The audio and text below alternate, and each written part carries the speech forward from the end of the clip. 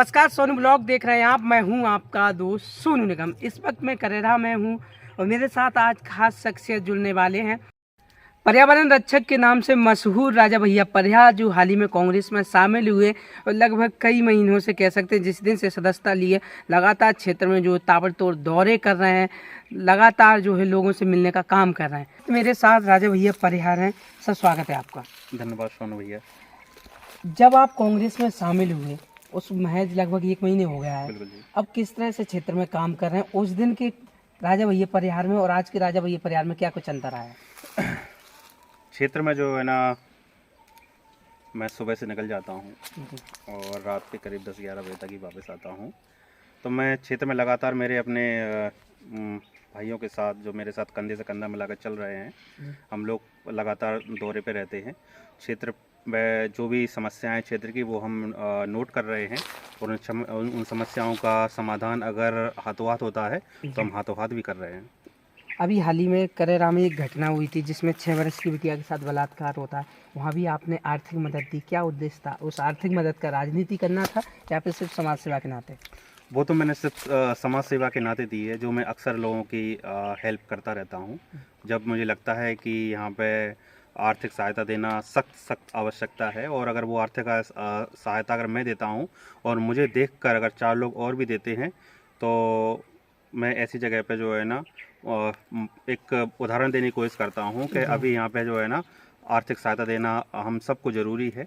जैसे कि वो 6 साल की बच्ची के साथ जो कृत्य हुआ है, मैं उसकी घोर निंदा करता हूँ। और जब वहाँ पे सभी लोग इकट्ठे हुए थे, सारे नेता वगैरह आए थे, तो मैंने सबसे ये कहा था कि शासन प्रशासन इनको जब सहायता देगा, जब देखी जाएगी, अभी हम लोग मिलकर जो है ना सभी लोग मिलकर जिससे जितना बन जाए इनको हम आर्थिक सहायता दें, जिससे व्यक्ति जो है ना अपने पैरों पे दोबारा से खड़ा हो सके। एक सवाल और बनता है, समाज सेवी राजा भैया परिहार में और नेता आज कांग्रेस नेता राजा भैया परिहार में कितना बदलाव आया है? ज़्यादा बदलाव तो नहीं आया, मगर मैं समाज सेवी था और समाज सेवी हमेशा रहूँगा। बस इतना है कि अब पार्टी में आ गया हूँ और पार्टी बैनर के नीचे ही मेरे सभी कार्यक्रम आयोजित हो रहे हैं, और आगे मेरा पार्टी को मजबूत करना है और उस पार्टी के काम को जनता तक पहुँचाना है। जो हमारे पार्टी ने काम किया है और उस काम को हमें जनता तक पहुँचाना है। जिस तरह से कांग्रेस की पहले तो भारत जोड़ो यात्रा निकली, अब हाथ से हाथ जोड़ो, गले से गले मिलो या फिर क्षेत्र में जाओ, इस तरह की कुछ और योजनाएं चल रही, इनके लिए आपकी क्या रणनीति और किस तरह से क्षेत्र में जाएंगे? इसके लिए यही रणनीति है कि हाथ से हाथ जोड़ो कार्यक्रम हम लोगों ने रखा हुआ है और उससे हम प्रत्येक घर तक जा रहे हैं। प्रत्येक घर में कांग्रेस की जो नीतियां हैं उनको बता रहे हैं, और हम प्रत्येक व्यक्ति से फेस टू फेस मिलकर उसके मन में क्या चल रहा है और उसकी क्या समस्याएं हैं, इन समस्याओं का नोट करते हैं और उसे पूरा करने की पूरी कोशिश करते हैं। इन यात्राओं के दौरान ऐसी कौन सी बड़ी चीज़ें आपको देखने को मिली जिनके माध्यम से आप भारतीय जनता पार्टी को घेर पाएँ और कांग्रेस का अपना प्रचार कर सकें? मैंने देखा कि जैसे भारत जोड़ो यात्रा राहुल गांधी ने की और वो सफल रही। राजा भैया, जिस तरह से आप क्षेत्र में जब जा रहे हैं हाथ से हाथ जोड़ो यात्रा के दौरान, तो क्या क्या समस्याएं लेकर कर आ रही लोगों की, जिनके माध्यम से आप भारतीय जनता पार्टी को घेरेंगे और कांग्रेस का प्रचार करेंगे? मैं देख रहा हूँ कि हम गांव-गांव जा रहे हैं, तो गांव में रोड जो सड़क है वो नहीं है, और कहीं पे जो है ना सड़क है तो गड्ढे हैं पूरी सड़क में। बिजली नहीं है। बिजली तो ज़्यादातर मेरे ख्याल से 90 या 95 जितने भी जो है ना इतना परसेंट जो है ना प्रत्येक गांव में बिजली नहीं है। तो बिजली की समस्याएं तो बिल्कुल मुख्य रूप से ही है। पानी का देखिए, पानी का जो है ना कहीं पे अगर हैंडपम्प है भी किसी गांव में 1-2, तो उसमें पानी नहीं निकल रहा है, जंग का पानी आ रहा है। अभी आपको मैं चल के देखेंगे मेरे गांव में, आप देखिए तो जंग का पानी आ रहा है और उस पर घंटों उसे चलाना पड़ता है तब उसमें पानी आता है। तो हमारे देश के किसानों को, हमारे देश के मज़दूरों को, इनको क्या चाहिए? इनके लिए रोटी, कपड़ा और मकान। और सब जो है ना वादे इनके जो है ना ज़मीन पर उतरते ही नहीं है, सब आसमान में ही आते हैं, आसमान में ही चले जाते हैं। किसानों की आय दुगनी हुई क्या? नहीं हुई, किसानों की कोई दुगनी आय नहीं हुई।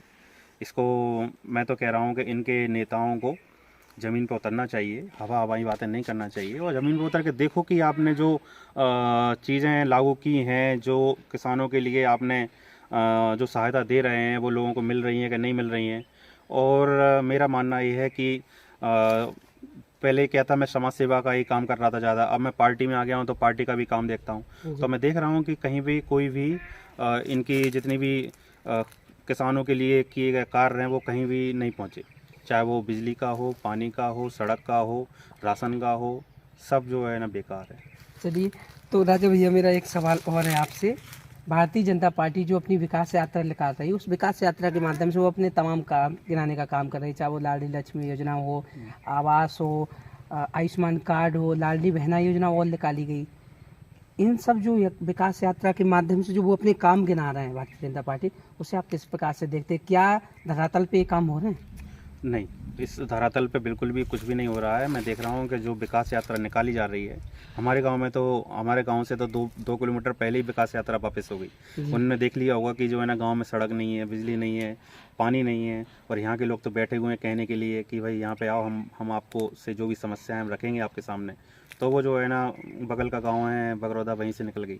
हमारे गाँव में वो आई नहीं, क्योंकि हमारे गाँव के लोग जो है ना कहते हैं, मांगते हैं कि भाई आपकी ये कैसी विकास यात्रा है जब काम ही नहीं हो रहा है। तो जो हमने देखा कि भाई आपका विकास, आप कह रहे विकास यात्रा तो वो होती है भाई गांव में लोगों के लिए जो है ना पीने का पानी हो, अच्छा बिजली हो, रोड हो, स्टेडियम जो है ना बच्चों को खेलने के लिए स्टेडियम देख लीजिए, उसमें जो है ना 2-3 लाख रुपए जो है ना लगा हुआ है, बोर्ड लगा हुआ है सिर्फ 2.5-3 लाख रुपए का, 2.5-3 लाख रुपए का उद्घाटन हुआ, लेकिन उसमें जो है ना कहीं आपको जमीन के सिवा कुछ दिखाई नहीं देगी आपके लिए। तो राजा भैया, अब आप नेता बन चुके हैं, पूरी नेता वाली बातें हो रही हैं, टिकट को लेकर क्या कुछ है? टिकट को लेकर तो ये है कि देखिए, टिकट जो है ना, मेरा ये मानना है कि नेता जो है नेता नहीं बनाते हैं, जनता नेता बनाती है। अगर आप जनता के बीच में जाओगे, उनके काम करोगे, उनकी समस्याएं सुनोगे, तो वही जनता ही आपको जो है ना नेता मानेगी और नेता आपको बनाएगी। जनता ने जिस प्रकार से आपको जिला पंचायत सदस्य के चुनाव में समर्थन दिया था, क्या लगता है वही समर्थन अब विधानसभा लेवल पर मिलेगा? निश्चित, जनता ने जो प्यार मेरे लिए दिया है और वो प्यार हमेशा बरकरार रहेगा, क्योंकि मैं आज तक जो है ना घर पे कभी नहीं बैठा जी, हमेशा क्षेत्र में ही रहता हूँ और जनता की समस्याओं का बिना नेता बने निवारण करता हूँ। कमलनाथ जी से जब आपकी मुलाकात हुई मध्य प्रदेश भोपाल में, दिग्विजय सिंह जी से भी आपकी मुलाकात हुई, घंटों तक मुलाकात की चर्चाएं, जहाँ तक मुझे जानकारी है, क्या कुछ आश्वासन दिया है? क्षेत्र की जनता इस सर्वोपरि रहेगी या भोपाल के बार बार दौरे लगाने पड़ेंगे? नहीं, भोपाल के बार बार दौरे तो नहीं लगाने पड़ेंगे, क्षेत्र की जनता सर्वोपरि रहेगी। और दौरे तो हम जब लगाते हैं जब क्षेत्र में समस्याएं होती हैं, उनका निवारण नहीं होता है, तो फिर हम भोपाल जाते हैं और भोपाल जाके जो है ना उन समस्याओं को बताते हैं, जनप्रतिनिधियों को बताते हैं और उनका मतलब ढूंढते हैं तरीका कि किस तरह से जनता की जो समस्याओं दूर हो सकें। और हम जैसे सामने वाली अभी उनका प्रशासन है, उनका सब कुछ है, उनका पूरा अमला है, हमारे पास तो ऐसा कुछ नहीं है, लेकिन हम जो है ना बीच बीच में मतलब उन जागरूक करने के लिए, लोगों को जागरूक करने के लिए और नेताओं को जागरूक करने के लिए आंदोलन करते रहेंगे और उनको जो है ना बताते रहेंगे कि भैया आप अच्छा काम करो। तो देखिए, ये थे हमारे साथ राजा भैया परिहार, पूर्व में जिला पंचायत का चुनाव लड़ चुके हैं, समाज सेवी हैं, पर्यावरण रक्षक हैं। 1 करोड़ वृक्ष लगाने का संकल्प था, समाज सेवा से राजनीति में आए। राजनीति में आने का मकसद सिर्फ भी तो समाज सेवा ही है। इनके माध्यम से तमाम मुद्दों पर हमारी बात हुई, किस तरह से कांग्रेस पार्टी को मध्य प्रदेश के करेरा में बढ़ाने का काम कर रहे हैं, तमाम मुद्दों पर हमारी बातचीत हुई। इनकी तमाम बातों से आप कितना सहमत है?